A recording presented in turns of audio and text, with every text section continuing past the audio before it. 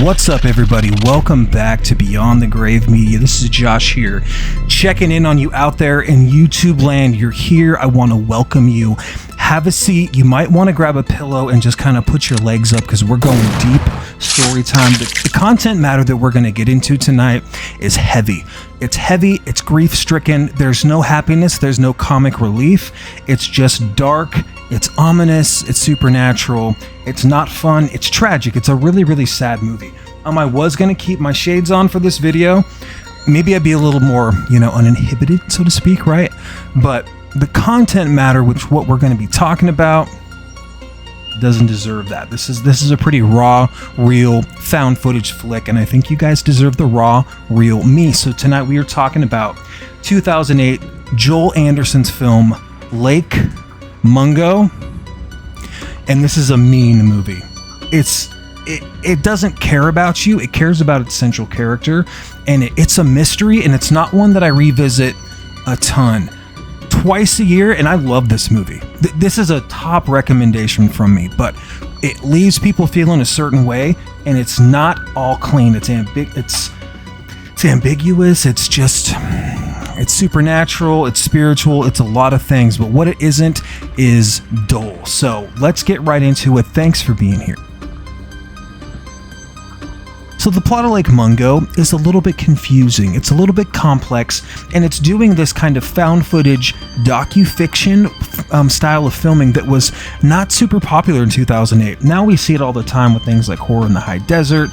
But yeah, it's filmed as this fake documentary where they're showing news clips, articles, and testimonials, and it gives this film this kind of eerie, realistic vibe, this kind of creepy tone, and there's not a lot of films that were incorporating this style yet. What happens in the film, the plot follows this family who are grieving the loss of their daughter Alice, who drowns while swimming at this dam.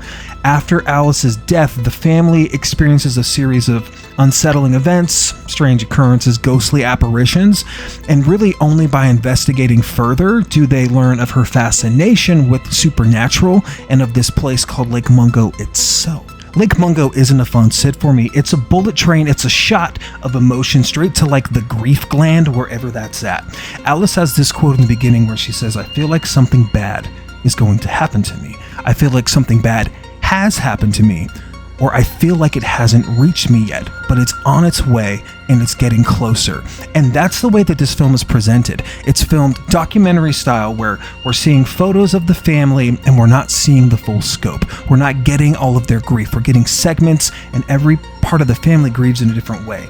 And really, we don't know anything about Alice except for what's being told to us through the family, and it feels like she is not loved, she's not appreciated. It feels like she's kind of shunned or the black sheep of her family, and we learn that as each testimonial gives us a little bit more, and it becomes like this snake coil around your heart where you're like, man, I feel bad for Alice. What the hell's happening with this family?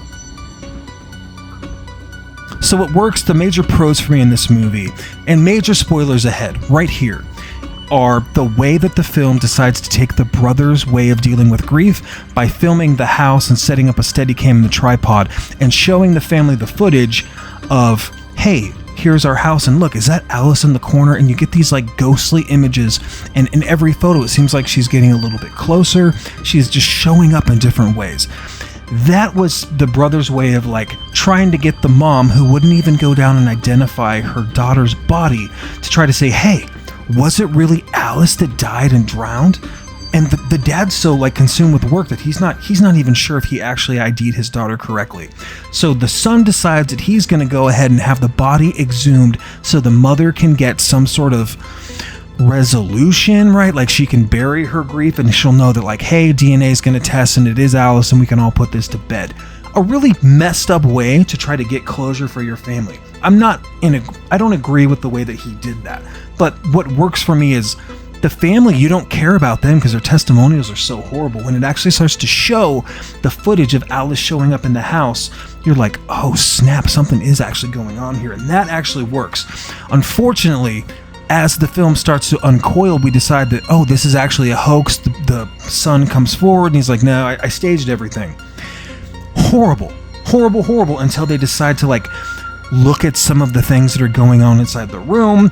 And what ends up happening is the mom decides to she looks at this footage and she sees a video that shows Alice having some sort of sexual encounter with the neighbors. So it's endangering the welfare of a minor. It's not appropriate at all. And the movie doesn't focus on that. It just decides to explore further that maybe Alice was into some stuff that we didn't know about.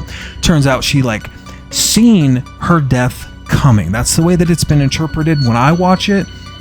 And so she goes on this school trip. She's 16 years old. She goes to Lake Mungo, and while everyone else is having a good time, there's Steadicam footage of her friends filming her burying her phone and her jewelry under this tree at Lake Mungo. We don't know what happens until the end, where it's oh, it was all a hoax. The brother was playing a trick on the family to try to give them grief and closure. But what we end up getting is a humdinger of a jump scare. One of the better jump scares in found footage, dude. It's footage of Alice at Lake Mungo walking, right? She's just running through the field, and it's kind of shot all crazy until that last 59 seconds of the footage on her cell phone, where she sees her own bloated, rotting, decomposing corpse floating there, and she sees that her death is premeditated, and so it becomes this kind of I don't even know, man. This film gets under my skin, because you don't know if the family was wrong. You don't know if this was another possibility was Alice was trying to warn hey, something's bad is going to happen to me, so you need to dig up my cell phone and find this footage. Or is it saying hey, maybe when I'm dead you'll finally appreciate me? It's messed up. It's unnerving.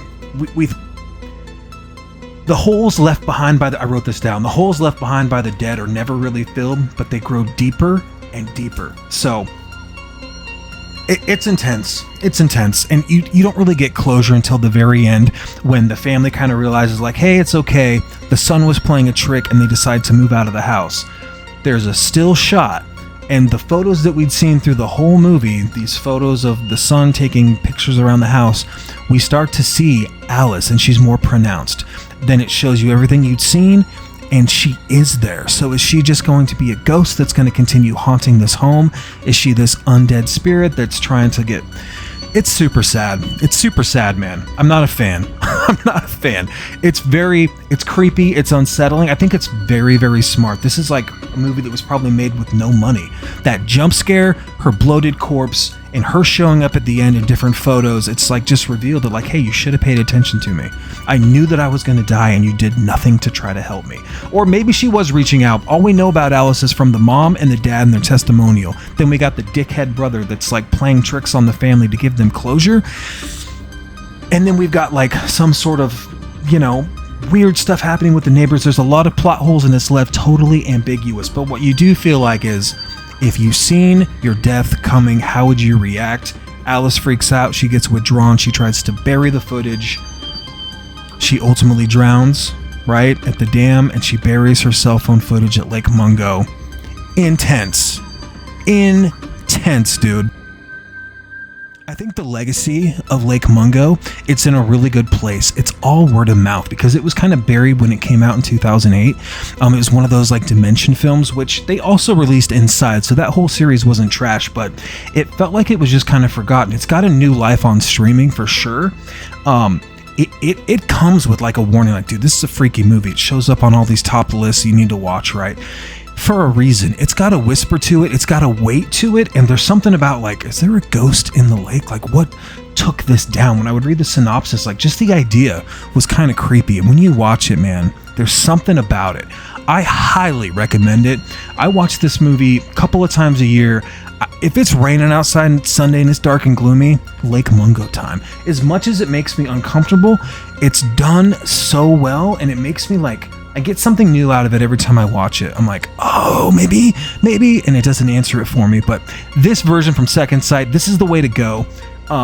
It's region unlocked, so it'll play here in North America for you guys. It's got tons of features. If you've only got that DVD, upgrade to this thing. Second Sight always knocks it out of the park. It's got tons of little special features and interviews, commentary, featurettes on, spirits in the water. It's incredible.